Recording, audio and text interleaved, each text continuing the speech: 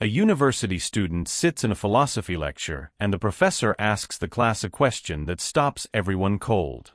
If God created the universe, then who created God?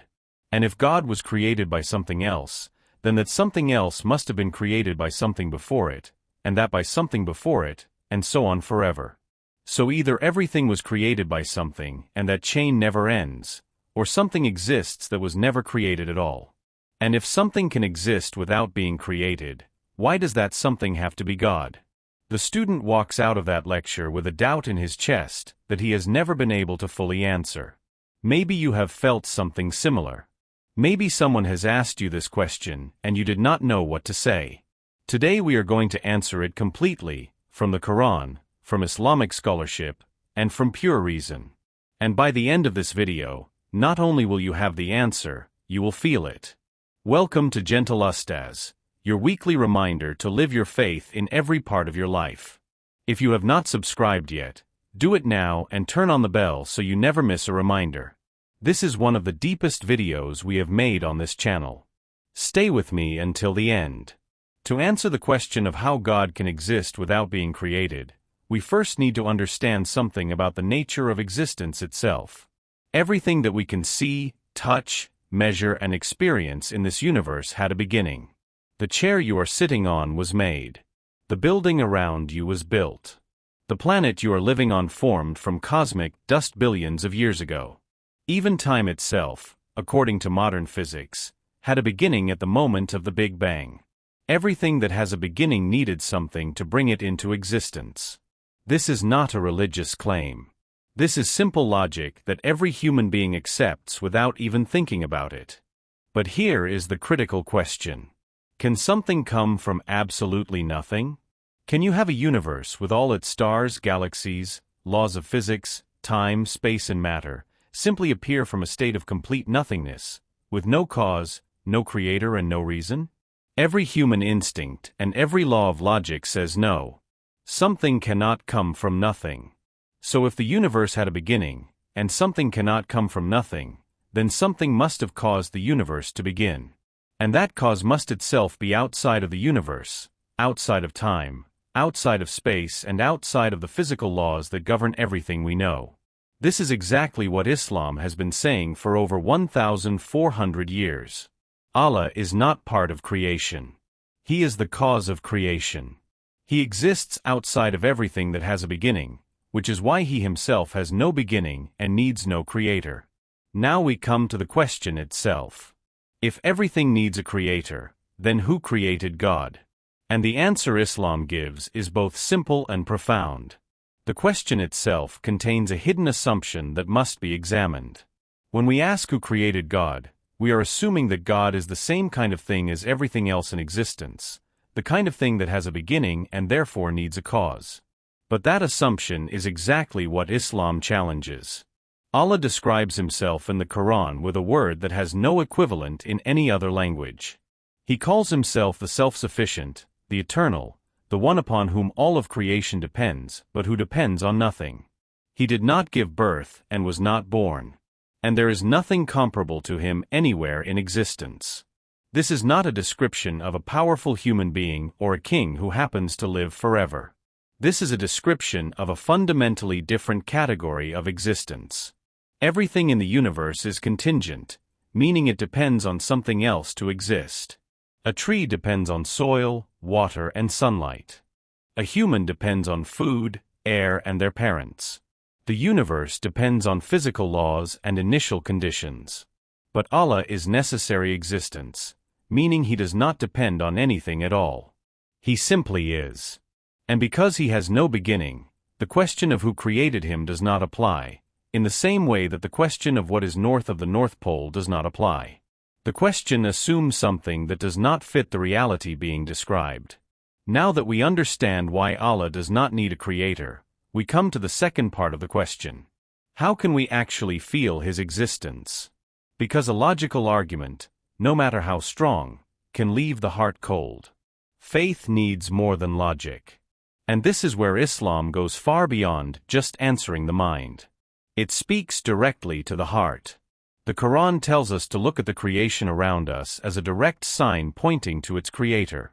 Look at the human eye, one of the most complex optical instruments in existence, capable of adjusting to light, detecting millions of colors and sending real-time visual information to the brain in milliseconds. Look at the human heart, beating around 100,000 times every single day without you asking it to, pumping blood through 60,000 miles of blood vessels in your body, for an entire lifetime. Look at the way a seed knows exactly what kind of tree to become.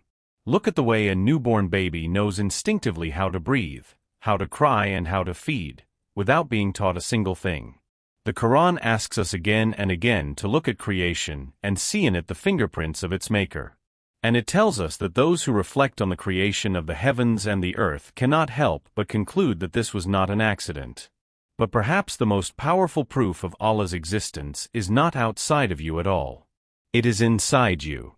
Islam teaches the concept of the natural disposition, an Arabic word that means the innate nature that every human being is born with. The Prophet Muhammad, peace be upon him, told us that every child is born upon this natural disposition. It is the built-in recognition of a creator, the instinctive feeling that this universe did not just happen by itself, that there is something greater behind it all. Have you ever stood at the edge of the ocean and felt something vast and humbling wash over you that you could not fully explain? Have you ever looked at a newborn child and felt a sense of awe that went beyond just the biology of it? Have you ever been in a moment of complete desperation, with no human being able to help you, and felt an instinct rise up inside you to call out to something beyond yourself? That feeling is the natural disposition. That is the internal proof that Allah built into every human soul before they were even born. The Quran tells us that when Allah created human souls before they came into this world, He asked them directly, "Am I not your Lord?" And every soul answered, "Yes, we testify." That covenant is written into the very fabric of who you are. When your heart reaches towards something greater in your most honest and vulnerable moments, it is not reaching into the void. It is remembering something it has always known. Understanding with the mind that Allah exists is one thing. Actually feeling His presence in your daily life is something deeper, and it is something that the Quran and the example of the Prophet give us very practical tools to access. The first tool is sincere reflection. The Prophet Muhammad, peace be upon him, used to spend long periods in quiet reflection before his prophethood began, withdrawing from the noise of the world to sit with the deeper questions of existence. He was not idle. He was allowing the natural disposition inside him to surface fully.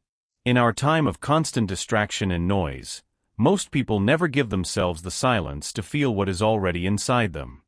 The second tool is honest prayer, not the rushed mechanical movements of someone going through a routine, but the sincere conversation of a person who genuinely believes they are standing before the Creator of everything and speaking to Him directly. The Prophet told us that the closest a person ever comes to Allah is when they are in prostration, with their forehead on the ground. In that position, with the most honored part of the body touching the earth in complete humility, something opens in the heart that nothing else can open. The third tool is gratitude. The Quran tells us that if you are grateful, Allah will increase you. Gratitude is not just a feeling. It is a practice of consciously recognizing the blessings around you as coming from a source. Every breath, every functioning limb, every meal, every person you love is a direct gift from Allah. When you start seeing your life through that lens, His presence stops being an abstract idea and becomes something you encounter in every ordinary moment of your day. So let us bring this together. The question of how God can exist without being created is not a threat to faith. It is actually one of the most powerful entry points into a deeper understanding of who Allah is. Allah is not a created being who needs a cause. He is necessary existence itself, the one reality upon which all other realities depend, while depending on nothing Himself. The universe could not have come from nothing, which means something outside of time, space, and physical existence brought it into being. And Islam calls that something Allah. And feeling His existence is not reserved for scholars or saints. It is available to every human being who is born with a natural recognition of a Creator already written into their soul. It becomes real through honest reflection, sincere prayer, and conscious gratitude. You do not need to find Allah. You need to remove what is covering the part of you that already knows He is there.